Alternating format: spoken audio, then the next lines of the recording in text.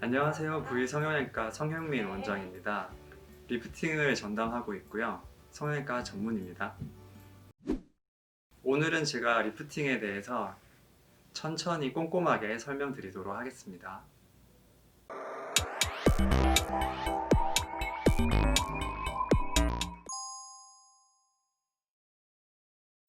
네, 가능합니다. 물론 좀 더 효과적으로 결과를 얻기 위해서는 몇 가지 병행하는 시술이 필요한데요. 얼굴 윤곽에 따라서 볼륨을 채워주는 곳과 줄여주는 곳이 필요하게 됩니다. 그래서 필러나 보톡스 그리고 윤곽 주사 같은 것들을 같이 하는 게 많이 도움이 될 수 있습니다. 주기적으로 받으면 좀 더 효과적으로 결과를 얻어낼 수 있습니다. 예전에는 한 번에 많은 양의 실을 한 번에 넣었다면 지금은 오히려 두 번, 세 번으로 나눠서 작은 개수의 실을 넣어서 좀 더 오래도록 효과를 유지하도록 하는 것이 좀 더 좋은 것 같습니다. 네, 충분히 가능하고요. 사실 30-40 대보다 20 대가 조금 더 좋은 결과를 얻고 있습니다.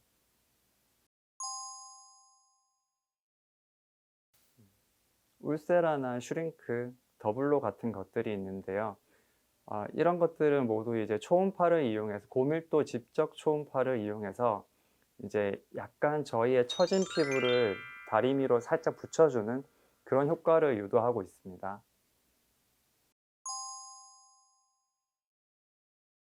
실리프팅에는 민트나 캐번, 슬로나 이런 것들과 PDO 성분으로 된 이제 녹는 실들과 아니면 이제 녹지 않는 실, 엘라스틱 군 같은 것들이 있습니다.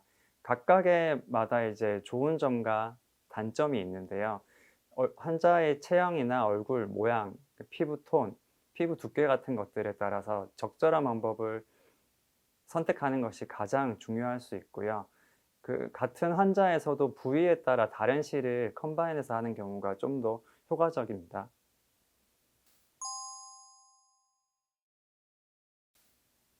수술적으로 리프팅을 할 때에 있어서는 얼굴을 크게 상, 중, 하 세 부위로 나눠서 위쪽에는 이제 이마거상, 내시경을 이용한 이마거상 같은 게 매우 효과적이고요.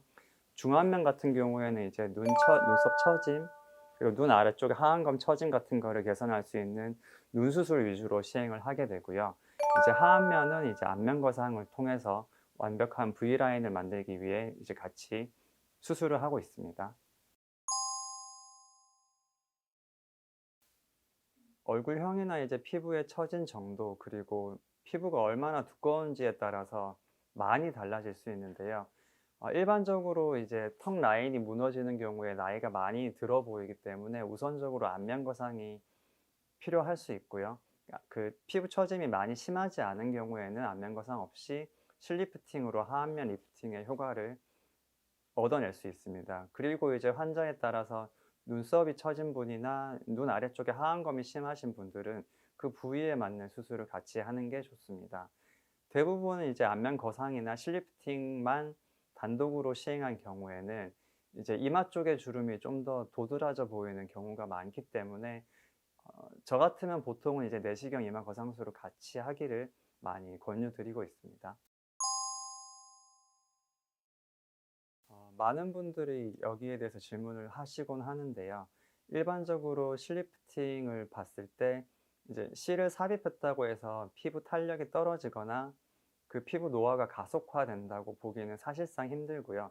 단지 이제 리프팅이 됐던 모습을 본인이 인지를 하고 있는데 1 년에 2 년, 3년 시간이 지날수록 조금씩 피부가 처지기 때문에 본인이 이제 처졌다고 느끼는 것이지 시술 때문에 이제 피부 노화가 가속화됐다고 하는 것은 사실상 어렵다고 볼 수 있습니다.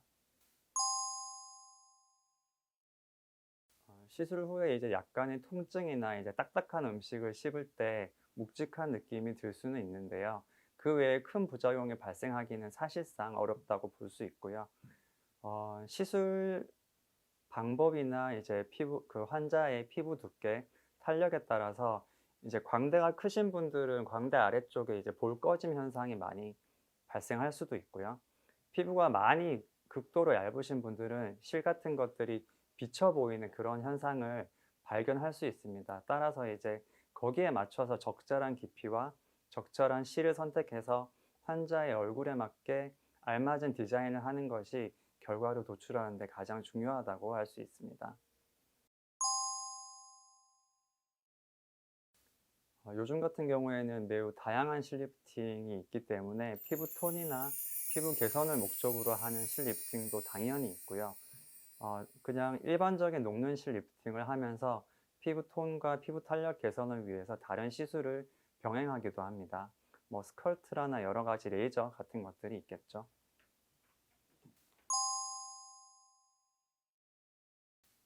네, 당연히 가능하고요. 이제 리프팅을 할 때 일반적으로 필러나 보톡스를 같이 시술하는 편입니다. 왜냐하면 얼굴에 윤곽이 너무 드러나지 않고 부드러운 얼굴형일수록 더 아름답다고 생각하기 때문에 일반적으로는 대부분 같이 시술을 하고 있습니다. 일반적으로 녹는 실 리프팅 같은 경우에는 사실상 거의 안 붓는다고 볼 수도 있는데요. 그래도 이제 부위별로 마취제가 들어가기 때문에 한 6시간에서 하루 정도는 붓기가 있을 수 있다. 이 정도로 생각하면 좋을 것 같습니다.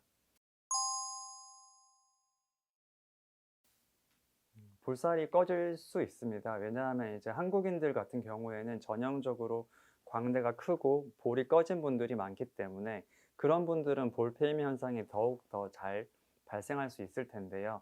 그런 분들한테는 우선적으로 실의 선택이 더 중요하고요. 실 선택 후에 시술 방법에 있어서도 어 다른 분들과는 다른 깊이와 다른 디자인으로 시술하는 것이 매우 중요합니다. 네, 화장과 세안 모두 바로 가능합니다. 다음 날 바로 출근하시는 분들이 그래서 실리프팅을 많이 애용하고 있습니다. 일반적으로 녹는 실, PDO 성분으로 된 녹는 실의 경우에는 6개월이 지나면 조금씩 녹기 때문에 지속 기간은 6개월에서 1년 정도로 생각하고요. 녹지 않는 실의 경우에는 3년에서 5년 정도 유지 기간을 생각하고 있습니다. 그리고 사실상 실이 녹는다고 해서 효과가 완전히 없어지는 것이 아니고 실이 녹으면서 주변 조직에 유착을 발생하기 때문에 그것들이 얼굴의 윤곽을 잡아주는 다고 생각을 하고 있습니다. 네, 녹는 실 같은 경우에는 일정 기간이 지나면 몸에서 녹아서 이제 소변으로 배출되기 때문에 완전히 무해하다고 생각하면 되겠고요.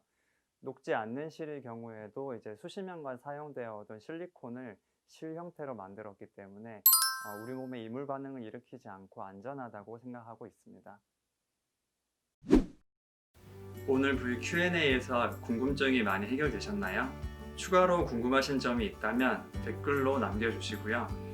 나에게 적절한 수술 방법이 궁금하시다면 구독과 좋아요 부탁드립니다. 다음 영상에 또 봐요. 안녕.